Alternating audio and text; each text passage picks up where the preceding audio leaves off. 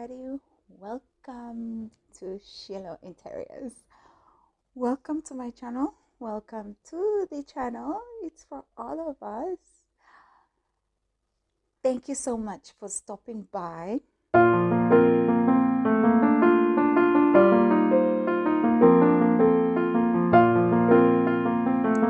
My name is Lisa. For those who don't know, or those that are meeting, for those who are new, I am a real estate agent. I'm an interior designer and I am a blogger. I own a blog called Shiloh Interiors. I write about interior design. I write about home decor, home organization, and everything within that line. Today, this video is about the misconceptions of interior design in our sweet, beautiful nation, Namibia.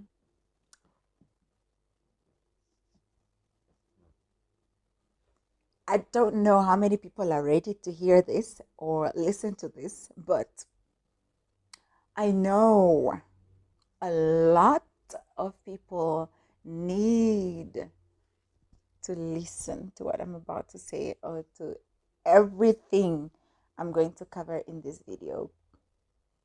And in no way have I exhausted the list or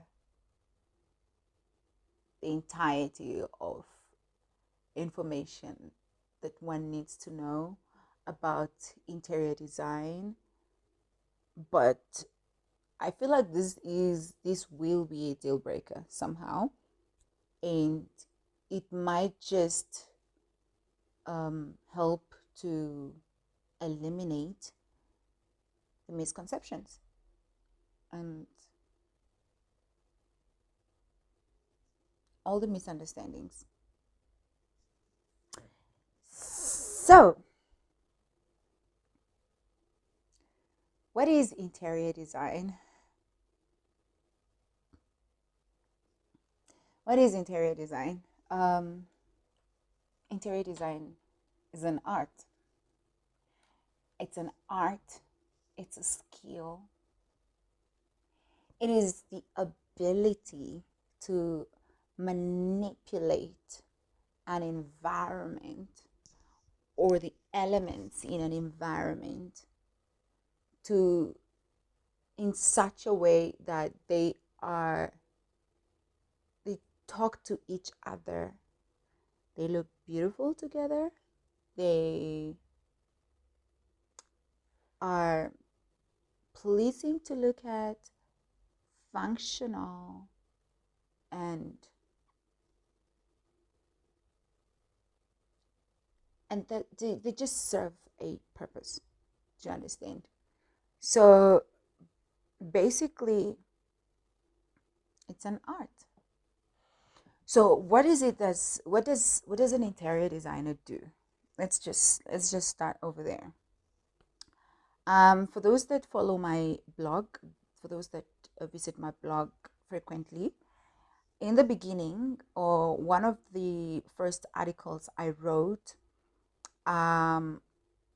where I wrote a little bit about interior design, I actually described interior design as an art, and I was very expressive and passionate in I was very expressive in that area because I really needed people to understand what it is. It's not just putting things together. It takes a lot. There's a lot that goes into interior designing. There's a lot that you have to consider before you can put a place together and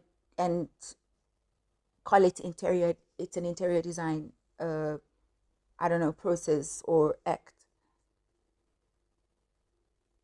You have to consider the inhabitants of that space, functionality of that space, you know, you have to you have to consider the lifestyle of whoever is going to utilize the space. Psychology also plays a role. How do you want people to, how do you, what, there are things that you have to incorporate into that space to enable whoever is going to utilize the space to function properly. This is where you look at light. This is where you look at color schemes. Colors play a huge role in psychology, in the in person's ability to focus. For instance, you know, there are certain colors that keep you awake, and there are certain colors that put you to sleep. Dim colors make you relaxed, you know, like they just give off that I want to go to bed kind of vibe, you know. And certain colors, like for instance blue, turquoise, they give off that vibe of, you know, the beach vibes. They give, you know, it really depends on what you want to achieve. So it goes deeper than just picking paint colors and flowers and pairing them together and you're done. You have to do a lot of research. And like every other profession, every interior design project needs research of its own. And it's unique to the client's requirements. No project is the same. You can only learn from each project. But of course, you can have a signature. One can tell, like, especially if you do it for a while, you will be able to find your personal, your uniqueness, your own signature style. The more you do it, the more you understand a certain segment, you know, whether it's color, you might be more drawn to nude colors, and you will also find a way to to maneuver or manipulate those colors and pair them aesthetically, pair them or incorporate them into odd environments and still achieve a reasonably beautiful look in the end. So I just thought I should say that. So basically, I described interior design as sorry, the ability to manipulate and arrange a space to pleasingly draw the eye while still serving its purpose in its appealing state. Very important. Why should you hire an interior designer, Namibians? I love you guys so much. If you desire to live in an environment that will bring soundness to your health, then you should hire an interior designer. An interior designer, hiring an interior designer services saves you a lot of heartache, and it saves you a lot of money in the long run, because this person they take the time to study patterns. They take the time uh, to research on weather trends and different styles that there is, and try and fit your desires or your requirements into that, into what is already available, and achieve the look that you want. Not only that, but yes, I was saying you save a lot. You save a lot in the long run. So one would ask, how do you save if you're paying somebody to do what you are supposed to be doing? How are you saving? First of all, to do a project like a home renovation or flipping any of the units within your house, it costs a lot depending on what section of the house you're renovating. It costs a lot, and to you cannot afford to make any mistakes from the sketch pad. You have to you have to try and avoid, or yeah, avoid mistakes as much as possible from the sketch pad. And throughout the process, you have to do your best to make the right choices and be certain of those choices, because correcting a mistake can be very costly. Now, we're looking at foundation. That's the most costly one to correct. But once you've gone past that stage, we're talking about, I'm not talking about foundation in terms of the building's foundation, but I'm talking about things like um, making making sure that you have made room, for instance, for things like outlets in all the right places, because it's difficult to go back. It's not impossible, but it can be costly to go back and correct these things. Making sure that the water pipes are where they are supposed to be. Correcting these mistakes can be costly. And that's the job of the interior designer, to make sure that there is little error, as little error as there can be, like little to none. Of course, mistakes are inevitable, and they are still human, and so they can still make mistakes. However, their job or their goal, apart from um, putting the place together and achieving the look, and trying to achieve the look that you desire to have, another goal of theirs is to make sure that these little mistakes as possible, and so they need to be certain, and that's where doing research comes in. It's very, very important. They do research. The reason for research is just to make sure that there's little regrets as possible. So yes, and now imagine if you make those mistakes. I mean, if you're not paying somebody to do this job for you, and then you have to correct this, and then you have to correct that, and then you will end up paying for that project more than you would have paid a third party or an interior designer. People people think that they are expensive, very expensive, but I'll come to that a bit later. It's another misconception. Okay. On the multiple, when people decide to do their to DIY their projects, for instance, they end up going in circles and wasting so much time. You end up spending a whole year on a project you could have spent probably 6 months or less, only because you are uncertain, you're indecisive, you're making mistakes, you have under budgeted, all of these things. Yeah, with it all comes down to poor planning, and the interior designer will help you with all of these things. Um, because of the because of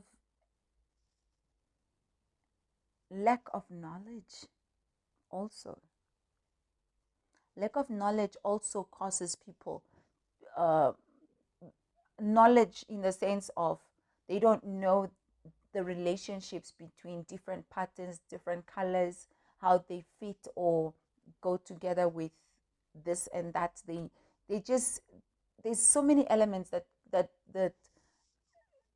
goes into interior design, that the individual does not fully understand or they have no idea about, but because they're trying to cut costs by not employing an interior designer, they overlook the need for these elements and try and do it on their own. And unfortunately, it always, always goes the opposite direction. Unfortunately. So, yeah. Um, Number two, the first question was why hire an interior designer? So the second question is how much do interior designers charge?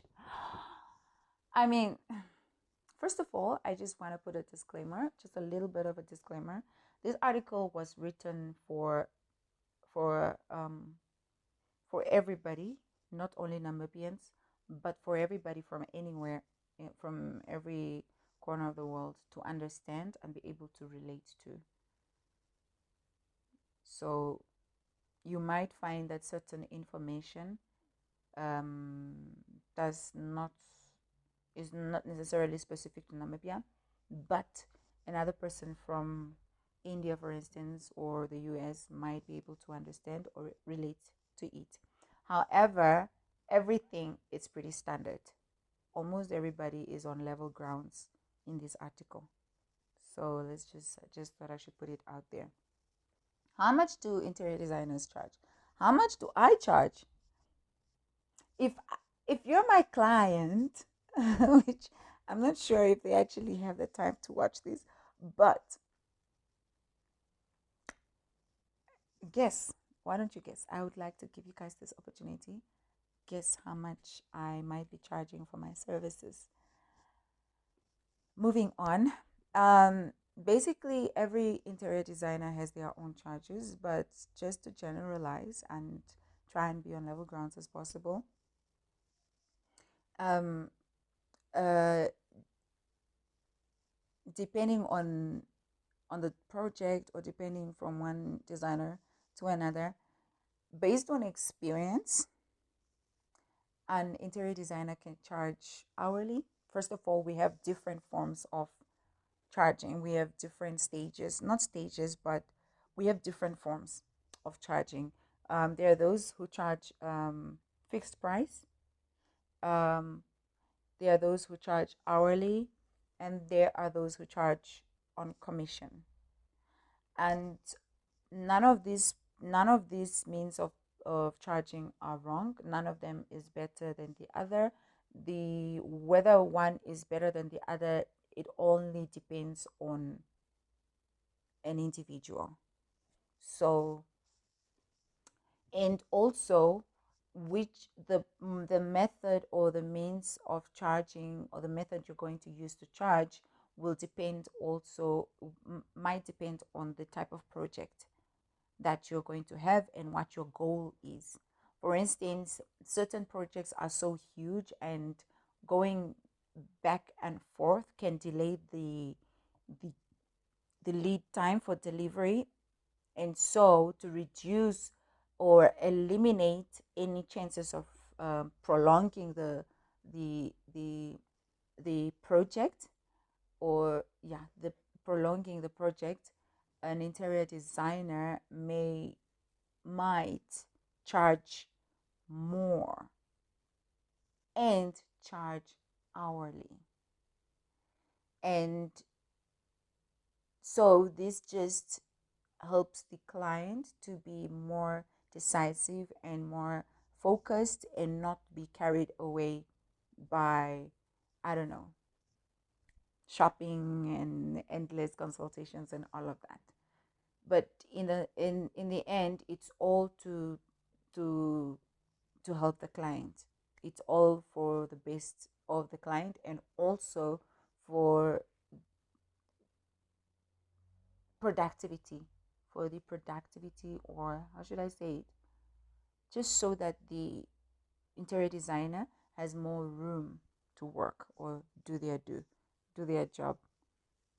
So an interior designer may charge something like 500 Namibian dollars to 8,000 per hour. That's now when they're charging hourly. They can charge that. And it, again, like I said, it depends on the experience. It depends on on the on the on the class. I don't know if class is a, I don't know, I don't want to be biased or anything or stereotype, but you find certain, let me just put it at experience, on the level of experience. So the more experience they have, the more they charge, because of course with the experience comes, you know, quicker understanding of different things, and you have fewer things to catch up on, if you know what I mean. Like in terms of trends, you basically know almost everything, and so you are only catching up on a few. Unlike somebody that is just starting out, they still have to study what has already passed, they have to study what is present, they have to study what the client wants, and then they have to study what is still coming. It that in itself can extend the project process, especially if they are not consulting, which is a cost on its own. Um, some designers may charge a commission. They charge a percentage of the entire cost of the project. Um, they charge from 10% and above. Some charge as high as 40%. And again, the more experience the interior designer has, the more uh, the more the higher the commission. You know, they actually, it comes with, it with it with experience comes with experience comes, and then lastly, an interior designer can also charge per room. That's actually number 4. They can charge per room. Interior designers can charge per room. And basically it means that they can you can hire an interior designer to do just a specific room, and they will charge for that. And when they're done with that room, you can decide to continue maybe to the next unit or to the next room. They will cut you again for that next room, and they have a fixed price for for for for each room. For instance, if it's residential, they have fixed prices for kitchens, they have fixed prices for bathrooms, they have fixed prices for bedrooms, they have fixed prices for kiddies rooms. Yeah. And then um, an interior designer can also have a fixed price for an entire project. They can that they can have a one time, like they can just charge a fixed amount.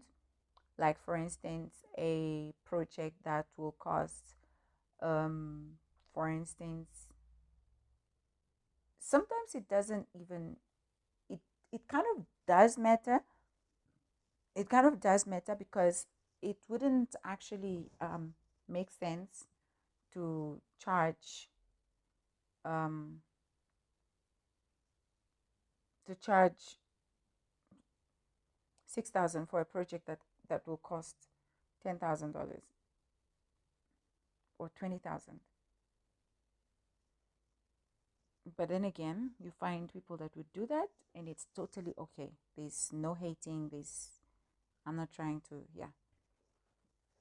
And then the the based on the side of charging per room, the cost of an interior designer it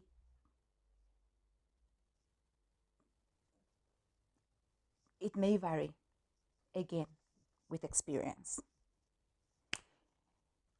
Overall, how much I charge or how much my peers charge, how much we charge may also be dependent on the region we're situated or the region in which we're doing the project, because an interior designer can also work remotely. We can do consultations and do styling from across the world, basically. We don't always necessarily have to be there, but it would be good. It it would be good to be present, you know. Yeah. Just to establish trust and relationship and all of that.